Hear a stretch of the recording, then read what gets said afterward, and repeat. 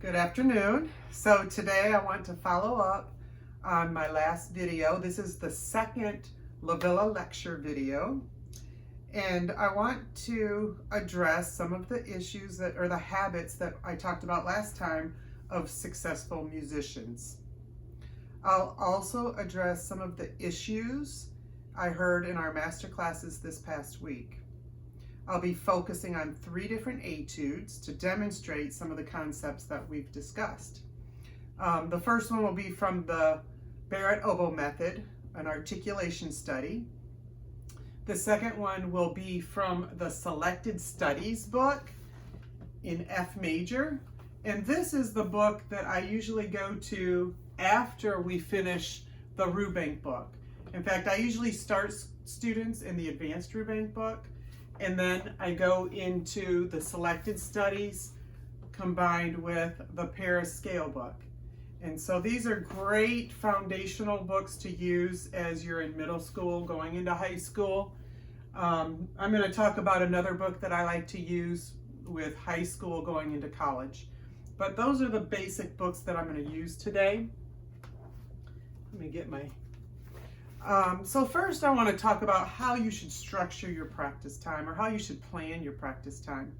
And just as a general rule of thumb, I think approximately 1/3 of your time should be spent on scales, long tones, interval studies, and arpeggios. Approximately 1/3 of your time should be spent on melodic studies, developing your musical line, playing slow things to work on playing across the bar in your wind. And then 1/3 of your time maybe spent on technical etudes, a lot like what you'll find in that Selected Studies book, and I'll be demonstrating later on in the video.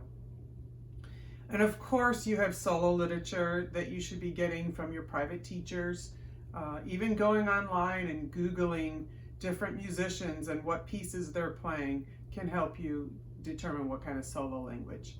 So the first thing, when we talk about 1/3 of your time spent on long tones, scales, interval studies, and arpeggio, this is one of my favorite books that I use, and it does all of that. And you can see in here, it's got a lot of 16th note, different scale patterns. It also has, what I like about it is it has interval studies, does the thirds, fourths, fifth, sixth, and octaves. And we also work on all the minor scales in here. So one thing that you do with playing scales that you don't really have to be following the music, you should be memorizing it, is you can pay attention to your hand position, you can pay attention to your posture, you can make sure that you're breathing deeply. So I've selected as a demonstration for you today the first scale. It's the C major scale, and it starts out with long tones. Of course I have a metronome, so I'm going to go ahead and put my metronome on, and it starts out by having you just play the C, which is concert C. And when I'm playing this, it's a long tone. I'm thinking of a 5-note crescendo and then a diminuendo back down.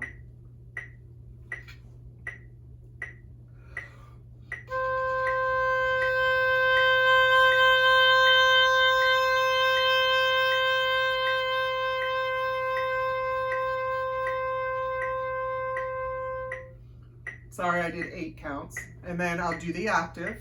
And I'm really thinking about the intensity throughout that note.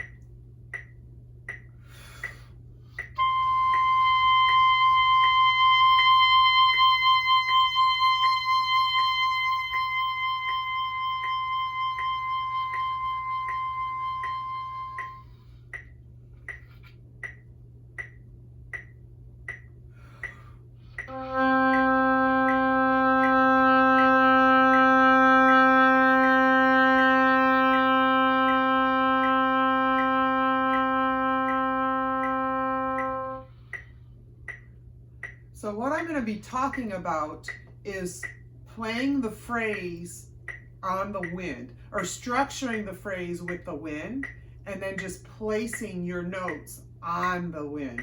So I just did that little warm-up. Now I'll play the scale, and I'm just thinking of the same kind of air. So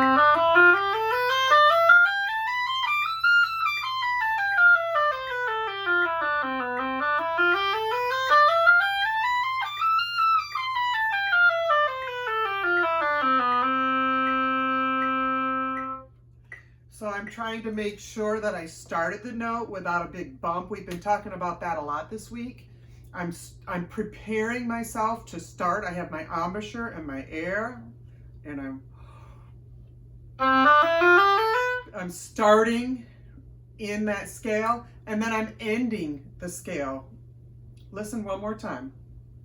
I'll leave the metronome on. I'm also looking at my hand position. I'm trying to keep my posture relaxed. Taking a deep breath.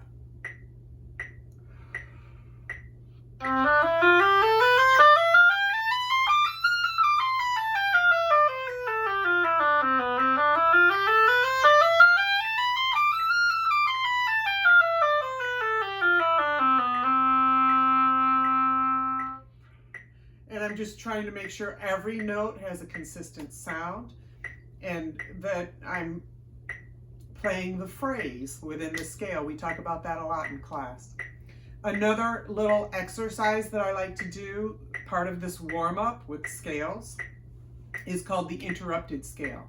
And I think the same thing. I'm going to start with just a 16-note crescendo, because that's how long this phrase is. And it's hard to pace yourself for 16 counts. And this is something I want you to try and do. Think about as soft as you can play and pace your crescendo over that whole time. Let me see if I can do it and see if you can hear it.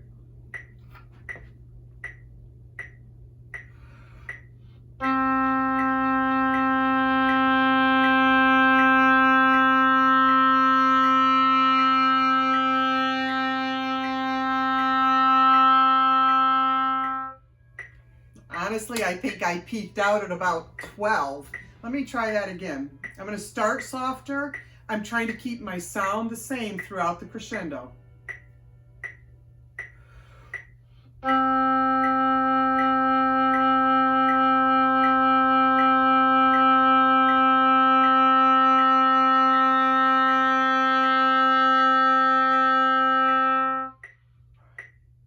I think that was better. I could spend years working on this.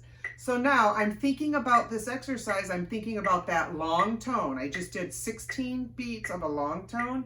I'm going to place these notes just on that wind that I just did with the long tone.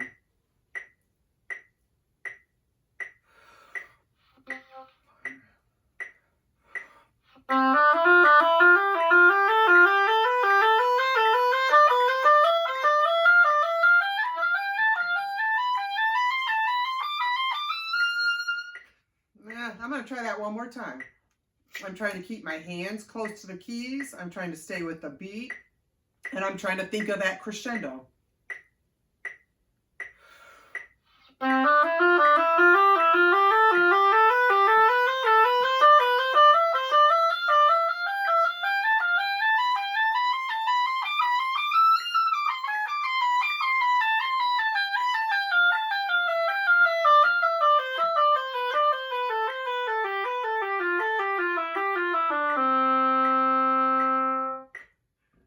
That was better, but again, this is something you should be working on every day as you're doing scales and warm-ups. A third of your time could be spent on this kind of stuff. When you jump over to the intervals, I'll just use the thirds as an example. I think the first thing you need to do is play it slowly and notice where your pitch is.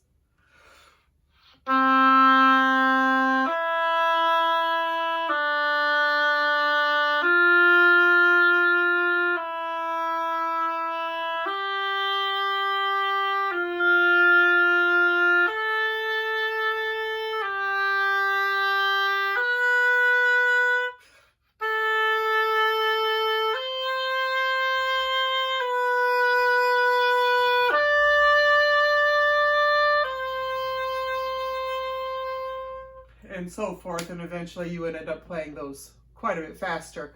But it's always important to first think about, getting the right sound, playing in tune.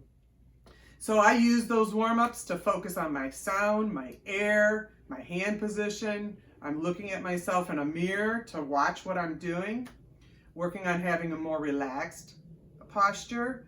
I've been working on this for my whole life, trying to make it look and sound easy, working on exaggerating that dynamic range. I think most players play within a mezzo piano and a mezzo forte. So I'm really working on starting softer and getting louder, trying to expand. I use a metronome and a tuner a lot in my warm-up to help make sure I'm staying steady and I'm internalizing that pulse. And I'm going to talk more about that with the exercises that we work on. And most importantly, I think one thing, especially now with your technology, you should record yourself daily. And how easy it is to do a video recording and to look at yourself and look at your embouchure and your air and your posture and your hand position and evaluate for yourself what you need to fix. My last little note to myself is I want to do everything I can to be able to play as flawlessly as possible. Always striving for perfection, even though we don't always make it. So along that line, one thing that I've done since I was very, very young, probably your age, is to keep a practice journal. And I had my, oh, here it is. Here's one of my first practice journals that I ever had. And I always like to get nice little books. Here's 3 of them right here that I've used. But this practice journal dates back to 1996, June of 1996. And so every time I went to a master class, I would take this with me and I'd make notes. And then this one, I think, started in 2002. And a lot of the things I have in this book come from John Delancey, who's the teacher who's mostly been the kind of what I follow in my teaching. But it's so important. I'm so glad that I have these, that I put the date in there and the year. And, you know, 1996 was a long time ago. And so it's nice. And just working on this video, I went back and looked at them. And it's surprising how much of that stuff I still do. And I love that. So anyhow, keep a practice journal. In my daily practice, I would keep just a notebook where I'd write down notes of what I worked on that day. Start each day, each practice session, focusing on what your weakest aspects are. And then, you know, each day, try to evaluate what kind of progress are you making. And if you're trying to work on sound, work on those long tones. If you want to work on range, work on technique, work on line, you know, keep notes of what you're doing and what you need to do to make those better. And that will do a lot for you. You're basically developing your own lesson plans. After Wayne Rapier, another teacher of mine, used to always say, after you finish all that work, you know, it's like after your training, you do a really hard workout, then do a little short performance of something that you love to play or that you can play very well, and celebrate the accomplishments of what you've done that day. So that's talking about practicing. I talked about this on the last video, but also make sure you are selecting positive role models and friends who are just going to be supportive and winners, basically. You know, being a winner or being a loser is contagious. And you want to surround yourself by people that can pull you up, that make you work to your highest level. Your friends and your role models will have a major impact on your progress. I know for myself, I always want to be around people that are going to make me be better, to be better at whatever I'm doing. I don't want to be around people that are going to pull me down. So that's just something for you to think about. So I want to now talk about some of the concepts that we have in practicing. I have been so fortunate to have had some pretty amazing teachers in my lifetime. One such teacher is John Delancey, and he was the principal oboist of the Philadelphia Orchestra from 1946 to 1954. He shared that position with another famous teacher, Marcel Tabuteau, which is kind of known as the father of all wind playing. And here's the book that's been written on Marcel Tabuteau. It's a great book. The author, Lila Storch, was another mentor of mine. In fact, I have a very nice note in here that she wrote to me when this book came out as a gift. She gave me this book and even signed it. And I treasure this. And these are things I want you guys to, be aware of when you go to master classes or whatever, how much you're going to value those experiences. Anyhow, going back to John Delancey, he then became the solo principal of the Philadelphia Orchestra from 1954 to 1977. And while he was there, he played in what was called the Philadelphia Wind Quintet, which has made numerous recordings and premiered a lot of great woodwind quintet literature. I highly recommend you go online and check them out and see some of the things that they've done. I know I have probably 4 or 5 of their CDs, and I value them. I will say they're from the 1950s, and 60s. They're from a long time ago, so you might not think, oh, they don't sound great, but their musicianship and their line and what they do is truly amazing. Recording has come a long way since then, and so I really recommend you get away from that, that you just appreciate what you hear and find the good qualities of what you hear. All right, so anyhow, let me dip my reed in the water. During our classes this week, and in rehearsals and band, a lot of the same issues got revealed.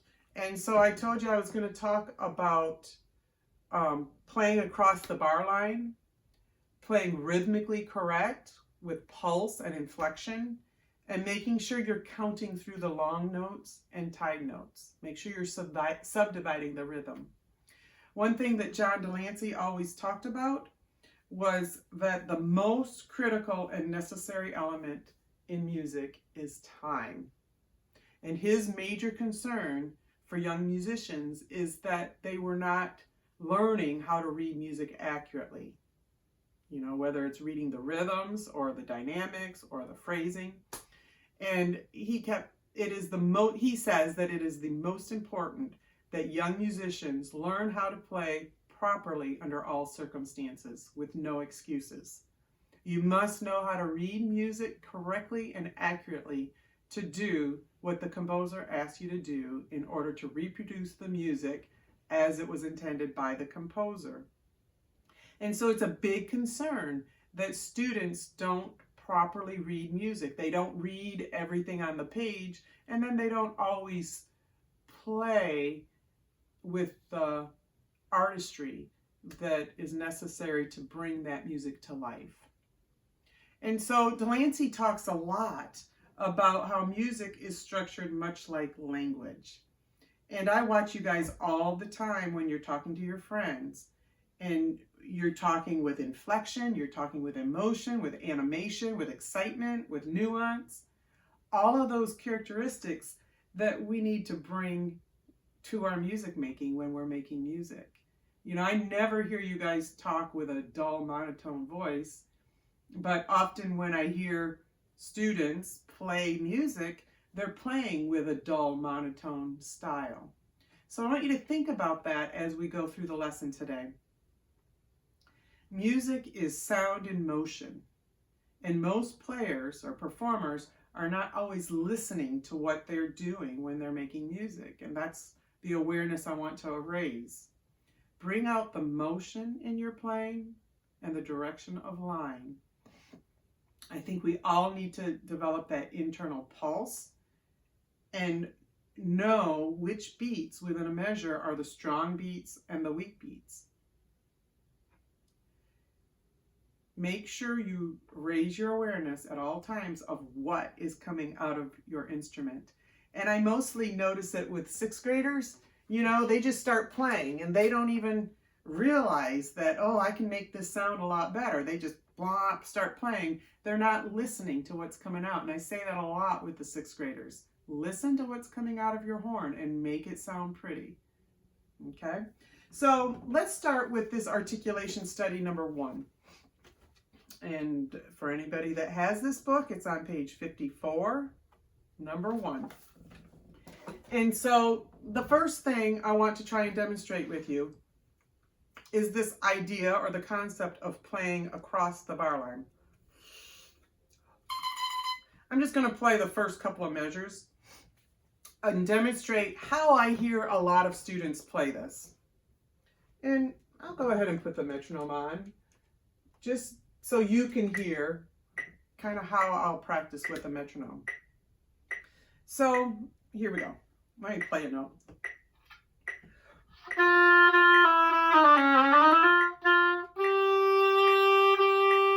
right. So I'm going to play it how I hear a lot of students play this piece. And I'm not playing the whole thing. I'm only going to play the first 4 measures for an example.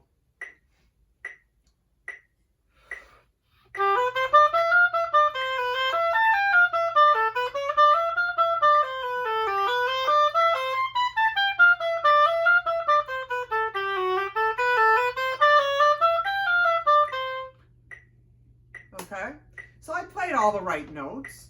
I played all the right rhythms. I played all the right articulations, but there was absolutely no punctuation. And you know, I said earlier that music is a lot like our language, and our language has punctuation. If we were reading, let me see if I can find a sentence. If we were reading a sentence, and this is out of my Marcel Tabuteau book, and if I read it like this: for almost 40 years, music lovers, students, connoisseurs, and fellow musicians were enthralled by the unique artistry of Marcel Tabuteau. That doesn't really even make sense. But if I add the punctuation, for almost 40 years, music lovers, students, connoisseurs, and fellow musicians were enthralled by the unique artistry of Marcel Tabuteau. You can hear that there are commas, emphasis on different things. And so the first time I played that exercise, I played it the same way as I read it the first time. A little exercise that you can do is, I want you to listen. Here's one way.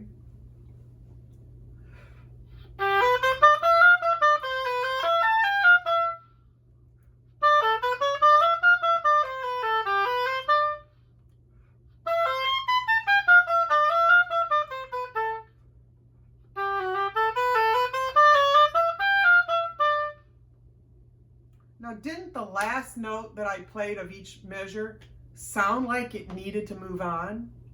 And that's the whole idea of playing across the bar. So often when I hear people play and I say, play across the bar, that's what I'm hearing. So this time I'm going to play it the second way.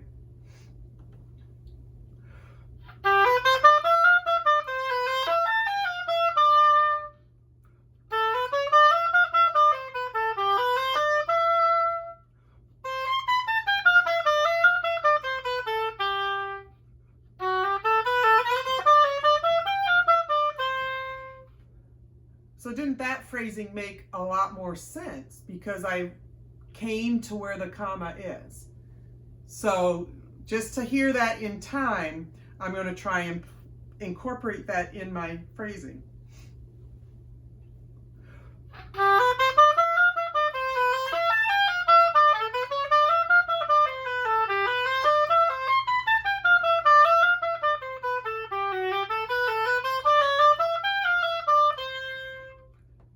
So that would be the period. I would say the other places were more like commas, just a little emphasis, but giving inflection to the music like I talked about in our lessons.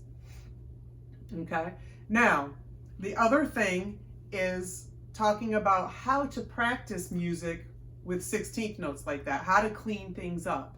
I talk to students a lot about, okay, I need to have you clean up those rhythms and make it clean. And I was having a problem with the last 4 measures of this same phrase, so I'm going to use this as my example. And, you know, I've done clinics on this, talking about my magic trip, because this truly is magical. So when you have a passage that are in straight 16th notes, just like that, You know, that's what this is. And I'm going to demonstrate it on the selected study. I like to change the rhythms around to help me with the technique. Like I said, I was having a lot of difficulty with these last 4 measures. And so what I did is I'm going to take the first 2 16th notes and play them like 8th notes. And the last 2 16th notes I'm playing like quarter notes. So I'm going to think 1 and 2, 3, 1 and 2, 3. But I'm applying that to those 16th notes. Let me just do a little bit. These are the last 4 measures.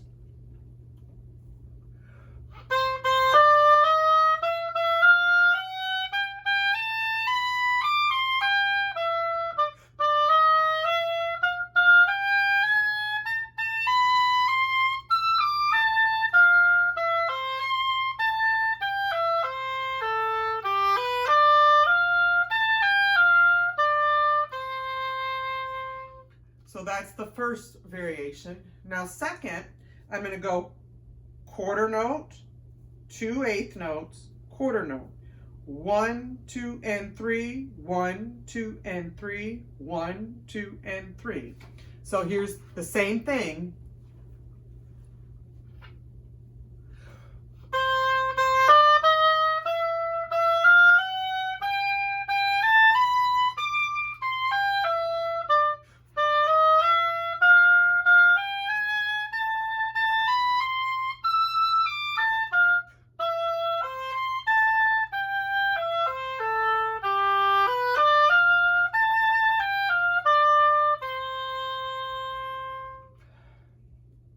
And then the last variation is 1, 2, 3, and 1, 2, 3, and. Let me demonstrate that.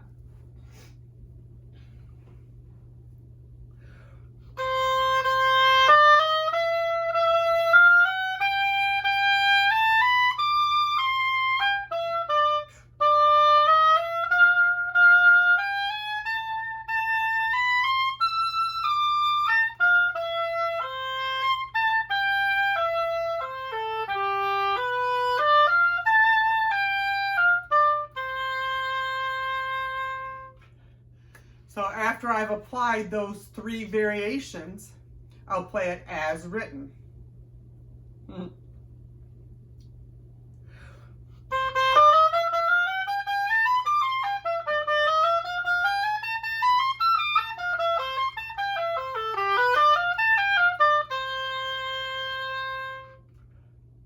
And it's amazing how doing this really cleans up the technique. And actually I'm going to apply that to the selected study in D minor that Alana did, because she had a little bit of that messiness. So next I'm going to go on to the selected study book. And so this is going to be, let's do the D minor one because that's what we were working on with technique. So the other thing I want to talk about as I do this exercise is the idea of working with a metronome. One thing that Alana was doing was she was compressing, or a lot of people do this, you compress those 3 16th notes. So here's kind of what I heard the first time.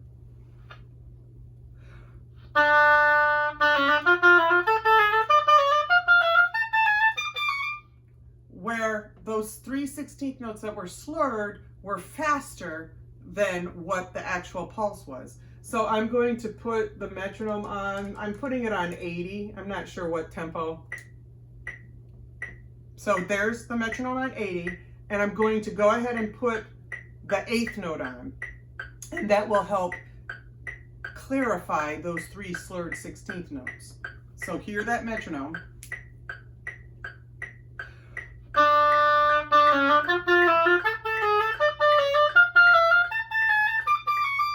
So could you hear that they were a lot more precise? And then if I'm going to apply my rhythms to this, you know, I've got those 16th notes. The first one I'm going to do is the 2 8th notes followed by the 2 quarter notes. Okay?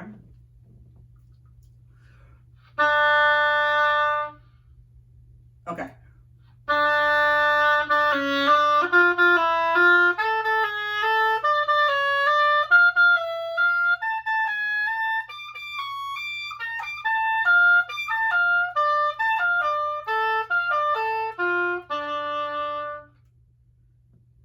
right, so next I'll do the quarter note followed by the 2/8.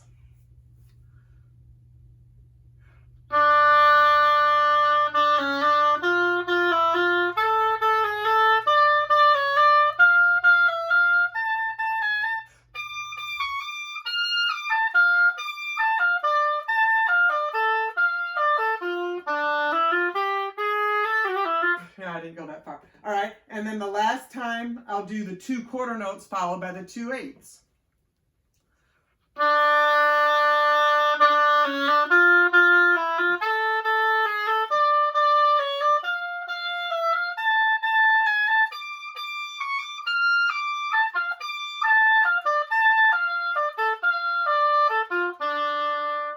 So you get the idea, and then when I put it all together,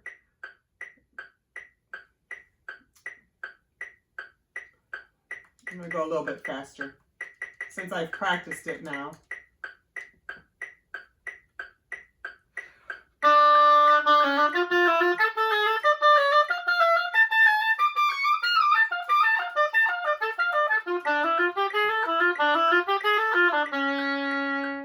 So you hear how that lined up. So now once you've done that, take the 8th note subdivision off. This is at 92.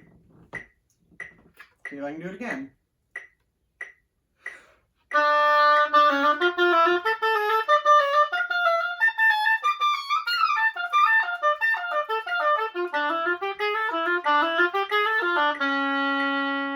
And I'm going across the bar there. So that was 92. Now when you get really crazy, I'm going to put this at 46. Because ultimately, this is what you want to be able to do. So it's the same tempo.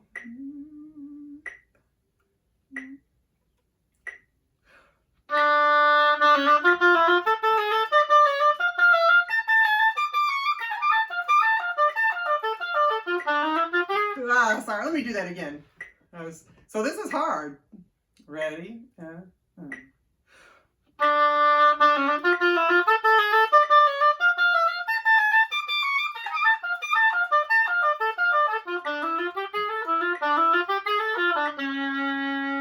So then you only have the beat going every half note. And then that way you're really internalizing that pulse.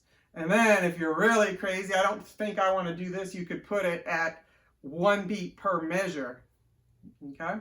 So I hope that gives you some ideas on how to practice technique and how to use the metronome to practice that technique. The last one I want to do is the one that Drew did, and it's F major. And this is a melodic study. I like melodic studies. And one thing we talked about, and I've talked about this a lot with a lot of students, is make sure I can tell that what our time is in. So like in 3/4 time, it should be 1, 2, 3, a 1, 2, 3, a 1. You want to make sure you have a little bit of inflection on that beat. Just like in 4/4, it would be 1, 2, 3, 4, 1, 2, 3, 4. A little inflection on 1 and 3. So the thing I wanted to address here is when you have ties, making sure you hold the note long enough, and when you have turns, making sure that the turn fits within the pulse, that you're not changing your pulse in order to accommodate the turn. What tempo? I guess it's an andante. I'm going to put it at about 68. So there's the 68. All right. I'm going to just try and play it. Actually, I'm going to put the 8th note on. So I want to make sure I'm subdividing all the way through those long notes, and especially through the 3rd measure where there's a half note tied over to a 16th. Actually, I'm going to go back to my idea of placing the phrase on the wind. Make the line with the wind and then place the notes on top of that. So this is in 3/4 time. Basically, it's 2 measure crescendo with a 2 measure diminuendo. So I'm going to start by just playing an F and see if I can crescendo for 7 beats and then diminuendo back down. See if you can hear that.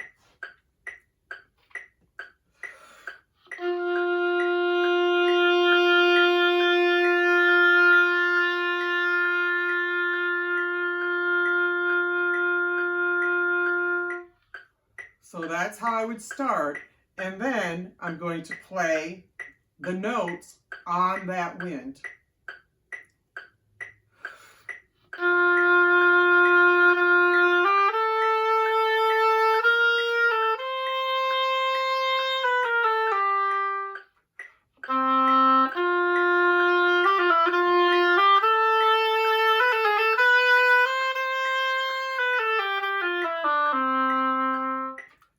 Okay, and I left that subdivision on so you could see how those turns fit in.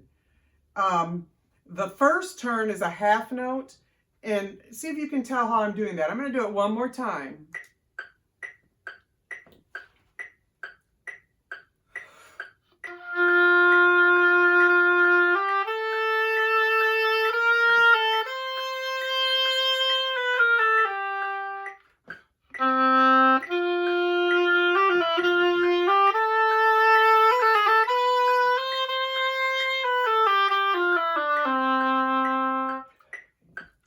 So with those turns, you're hearing every single note of the turn. I'm not faking it. And I know exactly where the turn is going to happen. I'm not guessing. So I'm not doing...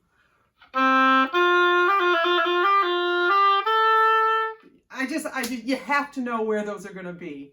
And then also with those long notes, you know how I always talk about when you have anything longer than a quarter note, you have to intensify?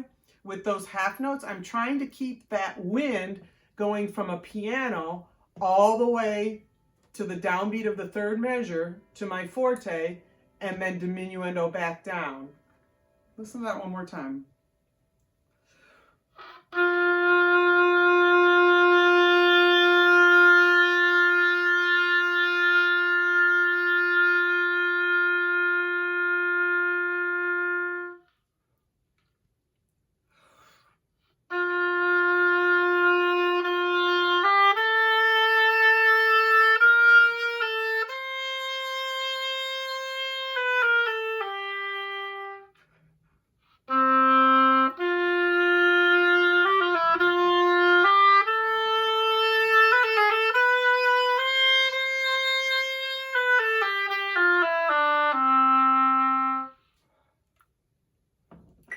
Oops.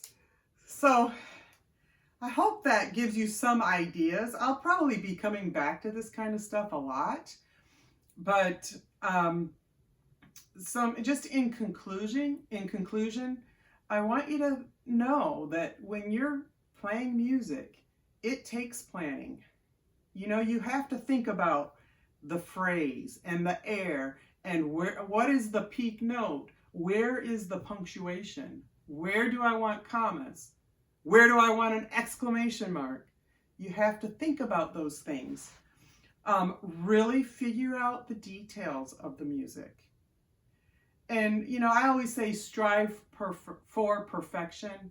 One time I had a student tell me, well, it's impossible to be perfect.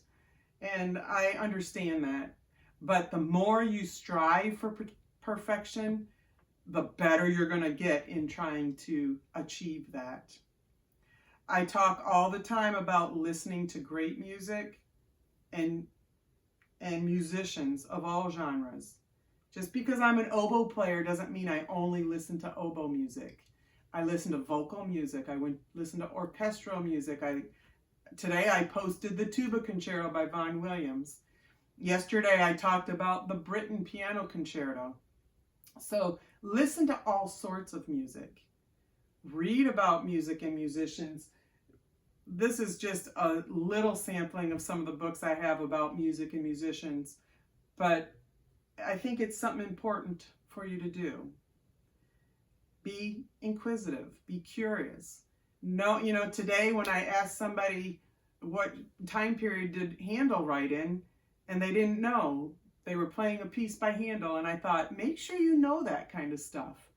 Know what time period Handel wrote in. Listen to other music that Handel wrote, or whatever composer you're performing. The more you explore music, the more you know about music, the more exciting it is and the more fun you have. You know, the better you are on your instrument, the more fun it is to play. And if you're always struggling on these basic fundamentals, then it's not as much fun. So focus on that 1/3 time with long tones, scales, arpeggios. Focus on that because that's the foundation. And all of that's going to apply to your melodic studies and your technical studies and your literature that you're going to be playing. I hope you enjoyed lecture number 2. I have another one already in mind, so stay tuned. And I hope you all have a really wonderful day. Thank you.